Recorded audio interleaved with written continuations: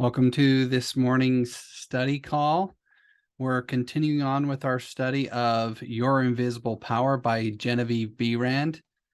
We are currently in chapter 1, and we finished off yesterday with the idea that Genevieve was expressing that she learned from Troward that we should value principle over precedent, and kind of talked about how often times we get stuck in the idea of tradition, and that can sometimes be a pitfall or a stumbling block for us to remain on principle. So regardless of what's going on around us, that we should always try to stand on principle, and that by doing that, that we can then propel ourselves into more success, rather, because oftentimes if you go off of precedent, um that you can sometimes get stuck in the emotional aspect of things, and instead of standing on the principle. And that's not to mean that we go through life like robots, that where we're just doing things without any heart or care about other people's feelings or how other people are doing. But oftentimes, um, when we get stuck in the emotions too much of caring whether our own emotions or other people's emotions, that can take us down a road where we compromise those principles, and not only for our own detriment, but also for other people's detriment. So we'll continue on here in chapter 1 with our study, with that little bit of a refresher from yesterday. With such an example before you, can you not realize that still greater secrets may be disclosed? Also, that you hold the key within yourself with which to unlock the secret chamber that contains your heart's desire. All that is necessary in order that you may use this key and make your life exactly what you wish it to be is a careful inquiry into the unseen causes which stand back of every external and visible condition. Then bring these unseen causes into harmony with your conception, and you will find that you can make practical working realities of possibilities which at present seem but fantastic dreams. So what she's talking about here is that anything that you're desiring to have in your life, that you can have those things. So if it's wealth, if it's health, if it's a great relationship, any of those things you can have. And what she's saying here is that you find so you're wanting that effect, that result in your life. And she's saying you figure out what is the cause of that effect. So if it's a great relationship that you want, well, what makes a great relationship? And what would be the causes of a great relationship? Or if it's, you're trying to find that person for that relationship, well, what kind of person do you want? Um, and once you can determine what kind of a person you want, then where would you find that kind of person? And then if you can determine where you would find that kind of person, then that's where you need to spend your time. That's where you need to be going to try to find that kind of a person. And then what she's saying here is you add in to this visualization component of you seeing these things happening in your life and them happening in a harmonious way, and that will move you along so much quicker. So what she's saying here is that this key of visualization can unlock the unlock the secret chamber that contains your heart's desire. And I can tell you that has been my experience, that once I figured out the causes and I start forming those causes in my mind and seeing those causes take place in a harmonious manner, and then I start going out and doing those things, then the results come. And so it's not some mystical magical thing, but it's a scientific process.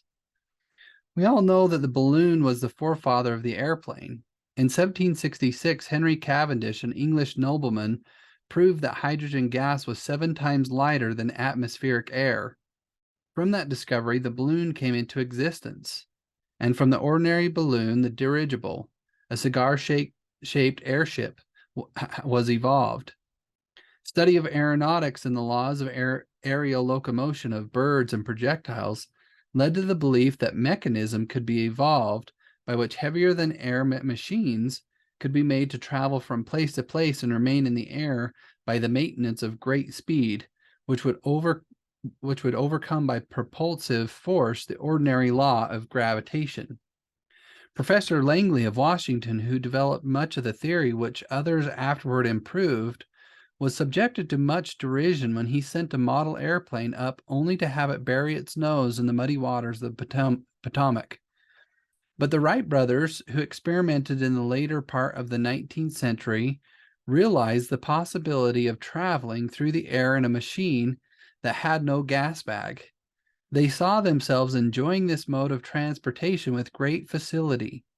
It is said that one of the brothers would tell the other when their varied experiments did not turn out as they expected, "It's all right, brother. I can see myself riding in that machine, and it travels easily and steadily." Those Wright brothers knew what they wanted and kept their pictures constantly before them. So I hope that you're catching what she's saying here in this story of the Wright brothers, that one of the things that kept them going as they were trying to develop a machine that could fly was they saw themselves doing it. And what happens when you hold in your mind that sort of vision, that you believe that this is possible and that you believe that you can do it, and you hold that in your mind with a fixed purpose, you start to attract to you all the resources necessary to do that. Now, if it's something that's never been done before, you're going to start to attract to you the knowledge, the power, the capabilities of being able to do that. Now, it might take some steps along the way, and it might take some trial and error, just like the Wright brothers. But eventually, you can come to whatever it is that you can imagine. Now, there's a lot of anecdotal stories about Thomas Edison, and when he created the first light bulb, that it took him 1,000 tries or whatever it may be. But it was the same process that he used in that, whether it was 1,000 or 100 or whatever it caused that he used, that he had a picture in his mind of a functioning light bulb that went off of electricity. And he continued to build light bulb after light bulb after light bulb until he got a functioning light bulb. And so whether it's something that you're doing as like an invention in these stories, or whether it's something that you're doing that's already been done before, you just hold that picture in your mind, and you will start to attract to yourself the resources to be able to do that thing. Because one of the things to understand here is that when we hold that picture in our mind, we program that image into our subconscious mind. And our subconscious mind is linked to that substance that we've talked a little bit about, that substance that permeates and penetrates everything. And a lot of these books of about metaphysical things talk about this substance being a mind, that it's a thinking substance. And so when you hold that in your subconscious, then your subconscious connects to that other mind, and then it starts bringing about circumstances and events so that that thing will then come to you. In visualizing or making a mental picture, you are not endeavoring to change the laws of nature. You are fulfilling them. Your object in visualizing is to bring things into regular order, both mentally and physically. When you realize that this method of employing the creative power brings your desires, one after another, into practical material accomplishment, your confidence in the mysterious but unfailing law of attraction, which has its central power station in the very heart of your word picture, becomes supreme. Nothing can shake it. You never feel that it is necessary to take anything from anybody else. You have learned that asking and seeking have receiving and finding as their correlatives. You know that all you have to do is to start the plastic substance of the universe flowing into the thoughts, mold your picture, and desire provides.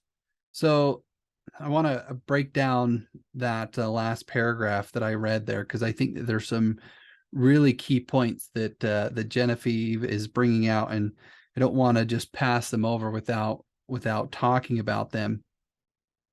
So one of the things she talked about here is that when you hold those pictures in your mind, it's you're not breaking laws. You're not superseding law, or well, you might be superseding lower laws, but you're not superseding law entirely. That you're actually working with law.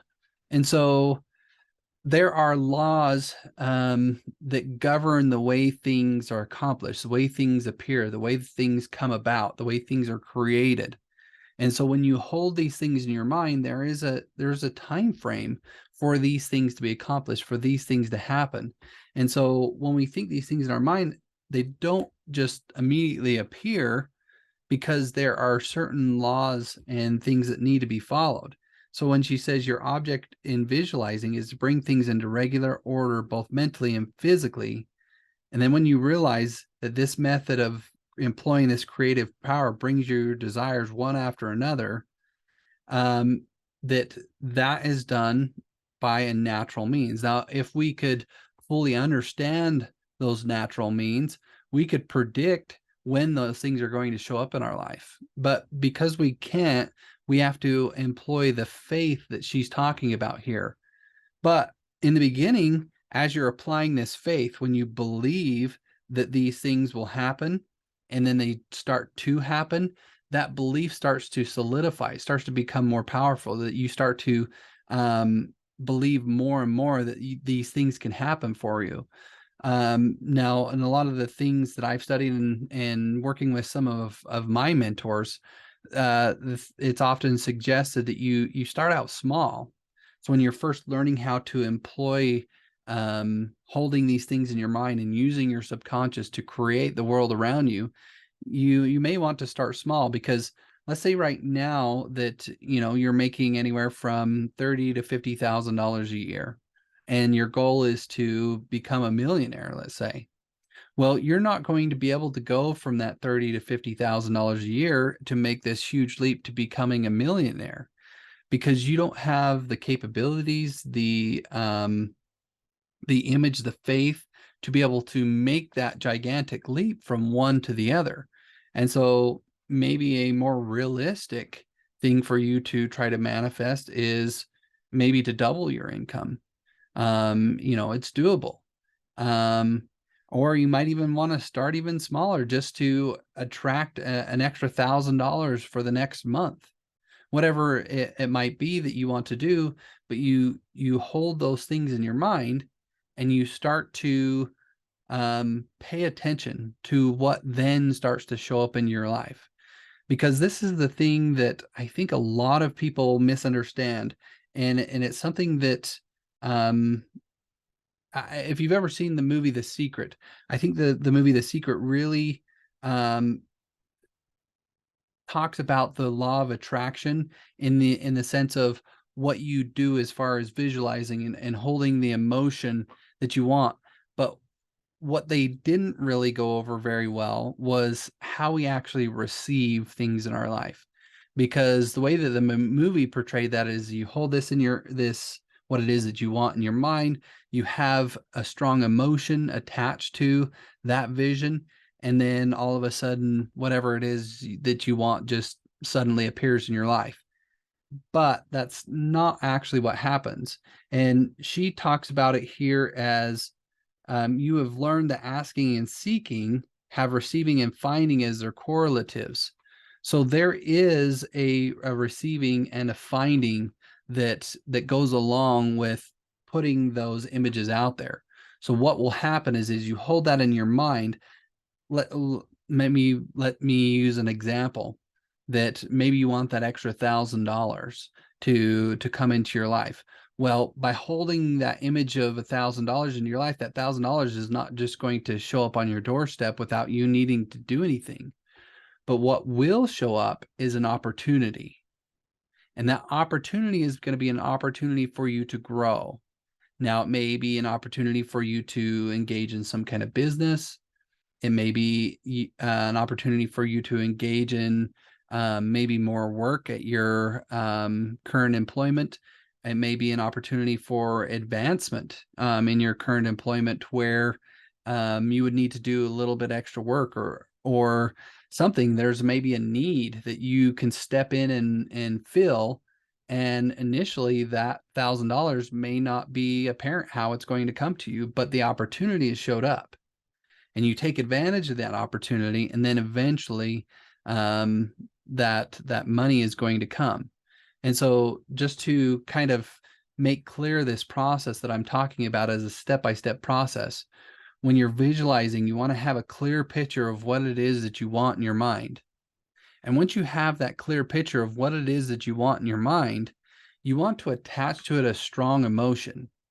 Now, she's talking about here an idea of belief or faith, and that's a great emotion to add to it. Or you could express gratitude as if that thing had already happened. That could be the emotion you attach to it. You could also think in your mind, okay, what this thing that you're picturing in your mind, if I had it right now, if this was thing in my possession right now, how would I feel? Would you be joyful? Would you be happy? Would you be grateful? Would you be, over the moon? Whatever the emotion it is that you would be feeling, you attach that emotion to it as if you already have that thing. And you imagine in your mind, you visualize in your mind as if it has already happened. And then, like I said, that thing's not going to show up just on your doorstep, but an opportunity. And an opportunity will show up. You take advantage of that opportunity. You're going to stretch, you're going to grow, you're going to become more than what you are. And then that thing that you're looking for is naturally going to show up in your life. And again, that's, I think, a pitfall that many people that try to follow these principles fall prey to, is that they read these books, they watch movies like The Secret, like I said, and they get this idea that all they have to do is think good thoughts. All they have to do is visualize good things in their mind, and they don't have to do any work. No, you have to do work. You have to become more than what you are so that then you can receive and use what it is that's coming to you. Because the idea is that when you use this creative power to create something in the world, it's not so that you can just use that for your own aggrandizement and benefit. Yes, it may do those things, but it's also so that you can benefit and bless other people. And so the universe, or this universal mind of this substance, wants to know that you are able to use that properly. And so like we'll use the example that I used earlier. If you're only making 50 grand a year and you want to go to a million, but you've never had a million, so if the universe were to rearrange circumstances in such a way that you were to get $1 million, you would probably squander a lot of that financial wealth because you didn't really do anything to earn it. Easy come, easy go, kind of a type of an idea. But if you had to work, if you had to grow, if you had to grow into the type of person that could earn that amount of income, then you're going to value that income so much more. Now, share a little bit of a personal story of my own. When I was growing up, my dad owned an auto body shop and car sales. And one of the things that my dad did with me and all of my older brothers is that when we were just about to turn 16, he would take us to the auto auctions that he would go to. And at these auto auctions, they would have wrecked vehicles. And so we would go there. He would help us choose out a wrecked vehicle. And it wasn't like top of the line, the best there is. It was always just a very cheap, just starter vehicle, something that we could fix up for, just a few $1,000s. It was very inexpensive. And so we would get that vehicle. My dad would help us repair it, do all the things that we needed to do. We would repair it. We maybe even drive it around for a little while. And then we would take that vehicle and we would sell it. And then we would take the money from that vehicle, pay off any debts that we might have had from that first vehicle, and then put the rest of the money towards the next vehicle. And so by doing that, We always had a vehicle that we were able to drive, but we had fixed it ourselves. We had put forth the effort to, do the work of obtaining it. And it wasn't just given to us with no price. And so me and all of my older brothers valued those vehicles because we had to put in the work to fix them up. And it was a way that my dad was able to teach us how to manage money in some ways, but also to value our vehicles because we had built them ourselves. Now, my dad, when we turned 16, could have given us a vehicle that we could have then taken, but we wouldn't have valued it. We wouldn't have treated it with the respect that we always did because it was just something given to us. And so that's the kind of idea that this universal mind, the substance that's behind everything, is using as it's trying to give us the things that we want. It's going to test us, it's going to try us, it's going to make us into something more so that when we do get that thing, we value it so that we don't then squander it, because it wants the purpose of this creative force is to create more and more and more. But if it's creating something and then giving it to somebody that doesn't value it and they squander it, then it creates a lessening, and it doesn't want to create less. It wants to create more. It wants to be expanding and expanding all the time. And so again, these opportunities from your visualizations will come to you so that then you can take advantage of them and move on to the next thing. Let me see here. There's one last idea here that I want to touch upon before we end this chapter and move on. It's, you never feel that it is necessary to take anything from anybody else. So if you knew that you could go out and create whatever that is that you wanted, I mean, absolutely anything, then you would never feel like that you needed to take anything from anybody. Now, a lot of businesses out there in the world make their profits and make what it is that they do based off of this model of taking from other people, and businesses looked at as a form of competition. And if you want to look at business in that way, it doesn't create a very harmonious attitude with the world around you, that you're constantly taking. And eventually what happens a lot of times with these kinds of businesses, they eventually go out of business. But the way that it was explained to me by my mentor is that there are two planes from which you can operate a business. One is the creative plane that we've been talking about, where you envision what it is that you want and you go out and you create it. And then there's a competitive plane where it's just like, okay, there's only so many customers. I got to go out and steal these customers from another person. Or there's only so much of this material, so I got to go take what I can from my neighbor so that I can have, my fair share. But when you learn, as Genevieve Behrend says, that you can have anything that you want, you never feel like you need to take anything from anyone else, because you can just create what it is that you want. In many religions, they talk about the idea of that things like jealousy and envy um, are bad traits to have, that they are sins, so to speak. And the reason that the scriptures say this is because of this idea that if you feel like you need to take something from somebody else, then you don't understand the laws. You don't understand what God or this universal spirit or this substance has its intention for you, that you can create whatever it is that you want. And so by you taking something from somebody else, you're breaking those laws by which this substance operates under. So, all right, we've just finished chapter 1 in the book Your Invisible Power. So we'll leave it there, our study there for today. And we'll start chapter 2 tomorrow and continue on with the study. I hope that, I mean, we've only just gone through a short amount of this book, but there's so much in here. As you can tell, I mean, I could talk for a while on many of these principles and not repeat myself. And these principles are so powerful.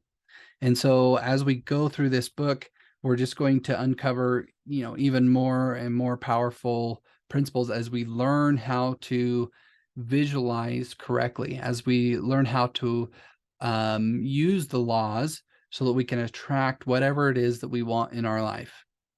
And so we'll leave it there for now, and we will see you all tomorrow for tomorrow's morning study. Bye for now.